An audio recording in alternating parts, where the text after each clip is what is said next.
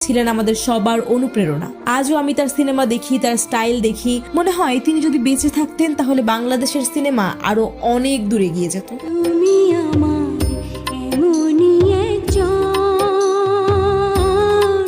যদি সত্যিই তাকে হত্যা করা হয়ে থাকে তাহলে আমি চাই সেই সত্যটা একদিন সবাই জানুক। বক্তব্য দিতে দিতে কয়েক মুহূর্তের জন্য চুপ করে যান শাকিব খান। চোখের কোণে জমে ওঠে অশ্রু। শাকিব খান আরো বলেন, সালমান ভাই এমন এক নাম যাকে ভোলার নয়। আমরা যারা আজ সিনেমায় কাজ করছি তাকে দেখেই স্বপ্ন দেখতে শিখেছি। তিনি ছিলেন একজন প্রকৃত সুপারস্টার, যিনি দর্শকদের হৃদয়ে রাজত্ব করেন আজও। তোমাকে চাই, শুধু তোমাকে চাই, আর কিছু 1996 সালের 6 সেপ্টেম্বর ঢাকার ইস্কাটনে নিজ বাসায় মৃত অবস্থায় পাওয়া যায় সালমান শাহকে। প্রাথমিকভাবে পুলিশ এটিকে আত্মহত্যা হিসেবে জানালেও পরিবার ও ভক্তদের দাবি এটি ছিল একটি পরিকল্পিত হত্যাকাণ্ড।